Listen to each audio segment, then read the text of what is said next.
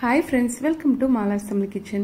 இந்த வீடியோல கேரட் பாதாம் கீர் எப்படி செய்யறதுன்னு பார்க்கலாம் வாங்க. இந்த சம்மருக்கு ரொம்ப ரெஃப்ரெஷிங்கா இருக்கும். குழந்தைங்க ஸ்கூல்ல இருந்து எக்ஸாம் எழுதிட்டு வரும்போது நம்ம இத சர்வ் பண்ணாக்க இத செய்ய ஒரு குட்டி ஹாட் பாக்ஸ் எடுத்துர்க்கேன். ஹாட் பாக்ஸ் இல்லாதவங்க ஒரு பாத்திரத்திலே கூட இத ஊற வச்சுக்கலாம். இதுல ஒரு 30 பாதாம் பருப்பு சேர்த்திருக்கேன். சேர்த்துட்டு நல்லா தகதகன்னு கொதிக்கிற தண்ணியை வந்து இதுல ஊத்திட்டு ஒரு மூடி போட்டு மூடி வச்சிரலாம். நான் ஹாட் பாக்ஸ் மூடியை மூடிறேன். நீங்க பாத்திரம் யூஸ் பண்றதா இருந்தா ஒரு தட்டு போட்டு மூடி வச்சுக்கலாம். இப்போ இது 1 hour ஊறட்டும். அடுத்து இப்போ ஒரு 200 கிராம் அளவுக்கு டெல்லி கேரட்னு சொல்லுவாங்க இல்லையா, இந்த ரெட் கலர்ல இருக்கக்கூடிய கேரட் இதை எடுத்துக்கிறேன். இதை வந்து நல்லா தோல் எடுத்துட்டு இந்த மாதிரி கியூப்ஸா கட் பண்ணி எடுத்துக்கலாம். நெக்ஸ்ட் இப்போ ஒரு ப்ரெஷர் குக்கர்ல நம்ம கட் பண்ணி வச்சிருக்க கேரட்டை நல்லா வாஷ் பண்ணிட்டு சேர்த்துக்கலாம். இது கூட ஒரு 1/2 கப் அளவு தண்ணி சேர்த்துட்டு மூடி போட்டு வெயிட் வச்சு 2 விசில் ப்ரெஷர் குக் பண்ணி எடுத்துக்கலாம். 1 hour வந்து நல்லா பாதாம் இந்த மாதிரி ஊறிடுச்சு பாருங்க. இந்த மாதிரி நம்ம அழுத்தி எடுத்தோம்னா எஃபர்ட்லெஸ்ஸா வந்து உறிஞ்சி வந்துடும் அதோட தோல். எல்லா பாதாமுக்கும் நான் இதே மாதிரி தோல் உரிச்சு எடுத்துக்கிறேன். இப்போ நம்ம ப்ரெஷர் குக் பண்ண கேரட்ஸ் வந்து வந்திருக்கான்னு பார்த்துக்கலாம். டெல்லி கேரட் வந்து ரொம்ப ஈஸியாக ஃபாஸ்ட்டாக குக் ஆகக்கூடிய வெஜிடபிள், அதனால அது 2 விசிலே வந்து அதிகம் தான்.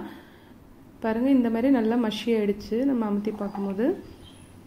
இப்போ நம்ம உரிச்சு வச்சிருக்க பாதாமை ஒரு பிளெண்டர் ஜாரில் சேர்த்துக்கலாம். இது கூட கொஞ்சம் ஏலக்காவோட விதைகளை வந்து சேர்த்துக்கிறேன். 3 ஏலக்காயை வந்து தட்டிட்டு அதில் உள்ள இருக்க விதையை மட்டும் எடுத்து சேர்த்துட்டு கொரகொரப்பாக அரைச்சி எடுத்துட்டு வந்தாச்சு. இது கூட நம்ம கேரட் வேக வச்சு தண்ணியே வந்து கொஞ்சம் சேர்த்துட்டு ஒரு பால் கன்சிஸ்டன்சிக்கு அரைச்சிக்கலாம். கொஞ்சம் கொஞ்சம் அங்கங்கே பாதாம் வந்து பீசஸாக இருந்தால் நல்லாயிருக்கும், கடிப்படும் போது நல்லாயிருக்கும் கீர் குடிக்கும்போது. இப்போ இதுலேயே வந்து நம்ம வேக வச்சு எடுத்து வச்சிருக்க கேரட்டை வந்து சேர்த்துக்கலாம். ஆறுன அப்புறம் சேர்த்து அரைச்சிக்கோங்க. இப்போ ஒரு பாத்திரத்தில் 3/4 லிட்டர் அளவு பால் வந்து நான் கொதிக்க வச்சு வச்சுருக்கேன். அதில் நம்ம அரைச்ச பேஸ்ட்டை சேர்த்துக்கலாம். நான் இன்றைக்கி எடுத்துருக்கிறது வந்து லோ ஃபேட் மில்க் தான் எடுத்திருக்கேன். உங்களுக்கு நல்லா திக்காக ரொம்ப ரிச்சாக வேணும்னாக்க கீரை ஃபுல் ஃபேட் மில்க் கூட எடுத்துக்கலாம். இப்போ இந்த கேரட் வேக வச்ச தண்ணியை வந்து நம்ம அந்த பிளெண்டரையும் வாஷ் பண்ணி அதையும் சேர்த்துட்டு இதில் 1/2 கப் அளவு சுகர் சேர்த்துக்கலாம். சுகர் சேர்த்துட்டு நல்லா கலந்து விட்டுக்கலாம். இது வந்து கொஞ்ச நேரம் கொதிக்கட்டும். இப்போ இதில் வந்து ஒரு 7-8 குங்குமப்பூ வந்து சேர்த்துக்கலாம். குங்குமப்பூ சேர்க்கறதுனால நல்லா வாசனையாகவும் டேஸ்டாகவும் இருக்கும் இந்த பாதாம் கீர். கலருமே கொஞ்சம் சேஞ்ச் ஆகும் நம்ம இதை சேர்த்து கொதிக்க விடும்போது.